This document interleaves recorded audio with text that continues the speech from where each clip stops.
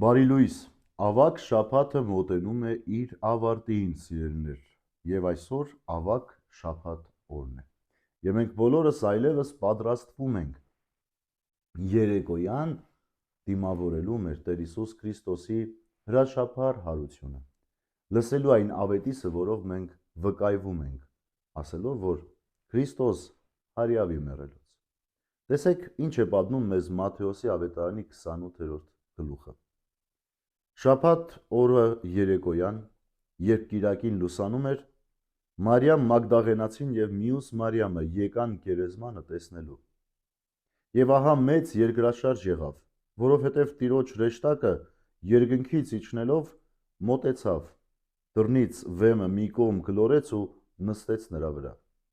Նրա տեսքը փայլակի նման էր եւ նրա զգեստը սպիտակ, ինչպես ձյունը։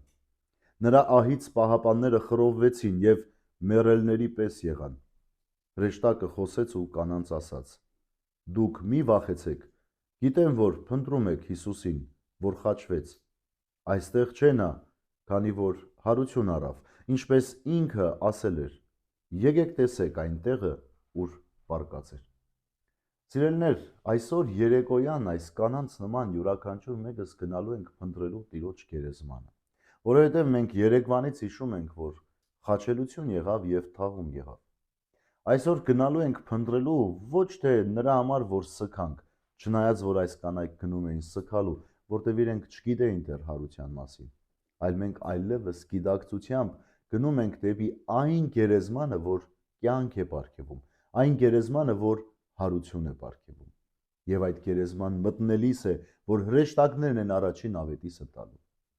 Եվ սա միայն խոսքեր չեն, սիրելիներ։ Սա մեր հոգևոր ուրախությունն է։ Սա մեր ցնծությունն է, որովհետև այդ ավետիսը վկայում է իմ եւ ձեր յուրաքանչյուր մեկիս այն ճանապարհի մասին, որ պիտի անցնենք, որպես հավիտենության ժառանգորդներ։ Հետևաբար, սիրելիներ, ես էլ միացնեմ իմ ողջույնը առաջ անցնելով հրեշտակների այդ գեղեցիկ ավետիսին եւ երեկոյան մաղթեմ ձեզ, որ Քրիստոսի հարության ավետիսը ընդունեք ձեր հոգիների մեջ, ձեր մտքերի մեջ եւ իմացեք, եթե Քրիստոս հարություն չի արել,